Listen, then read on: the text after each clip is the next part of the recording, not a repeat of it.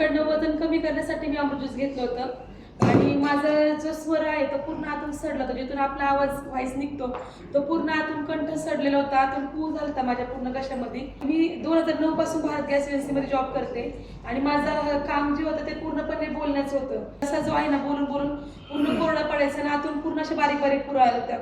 आणि ज्या डॉक्टरांकडे गेले ते म्हणले की तुमचा घसा जो आहे पूर्ण आतून सडलेला आहे, कंठ पूर्णपणे काढून टाकावं लागेल। त्यावेळेस ते जे डॉक्टर होते त्यांनी जे रिसिप्ट म्हणजे जे गोळ्या लिहून दिले त्यांना मी त्या घरी घेऊन आले। मी म्हटलं की ऑपरेशन वगैरे करू शकत नाही, कारण माझी मुली खूप लहान होती त्यावेळेस। म्हणजे मी म्हटलं की त्यांना काय कळणार की आईचा आवाज कसा होता किंवा काही। डॉक्टरांनी ते काढून टाकले की आवाज पूर्णपणे झाला, माझा पूर्ण घसा आतून सडला होता। त्या जे चिठ्ठी दिली ना त्याला चिकट टेपने चिकटवून मी त्याच गोळ्या 4 वर्ष खाल्ल्या। माझं वजन फक्त 52 किलो होतं, त्यानंतर वजन एवढं वाढत गेलं, वजन कसंच कमी होत नव्हतं। त्यामुळे मॅडमने मला सहज अमृत ज्यूस सजेस्ट केलं। त्या अगोदर पण मी वजनासाठी खूप काही प्रोडक्ट घेतले होते, हर्बलचं घेतलं होतं, स्वागत तोडकरचे घेतले होते। त्यानंतर मॅडमने जे अमृत ज्यूस दिलं त्यानंतर त्या गोळ्या खाऊन पण माझ्या हातापायावर खूप सूज असायची। ज्योती मॅडमने पण पाहिलं होतं, नेहमी माझे पाय सुजलेले असायचे। मग ज्यावेळेस मी मुलांची चप्पल घालायची, मला माझ्या लेडीजचे चप्पल मी घालता येत नसायचे मला।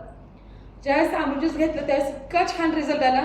पहिली म्हणजे माझ्या पायांची सूज गेली, पूर्ण घसाचे ज्या गोळ्या होत्या त्या पूर्णपणे म्हणजे खायच्या बंदच केल्या। अमृत ज्यूसनी पूर्ण घसा क्लिअर झाला आणि ती चिठ्ठी कुठं हरवली मला माहीत पण नाही। म्हणजे कधी कधी माझा आवाज आहे ना अक्षरशः, आता हे शेवटी आपलं हे बोलायचंच काम आहे, लोकांना कन्व्हिन्स करावं लागतं। बऱ्याचदा मला खूप टफ जातं, म्हणजे भरपूर काही बोलायचं असतं पण घसा साथ देत नाही, कधी कधी पटकन दम लागतो। पण त्यातून सुद्धा हार न मानता मला इतका प्रचंड रिझल्ट आला आणि एखाद्या घशामुळे मला एवढे आजार निर्माण झाले, मूळव्याध झाला, मूतखडा झाला, म्हणजे मला प्रत्येक आजार, पिसोडीचा प्रॉब्लेम झाला, वजन वाढत गेलं, केसांचं म्हणजे हेअरफॉल, म्हणजे बरेच असे प्रॉब्लेम आमच्या निर्माण होत गेला। आणि जर थोडे दिवस अजून जर त्या गोळ्या खाल्ल्या असत्या तर माझ्या किडनीवर पण परिणाम झाला असता। तर त्यासाठी मी खरंच थँक्यू बोलला आमच्या मॅडमला।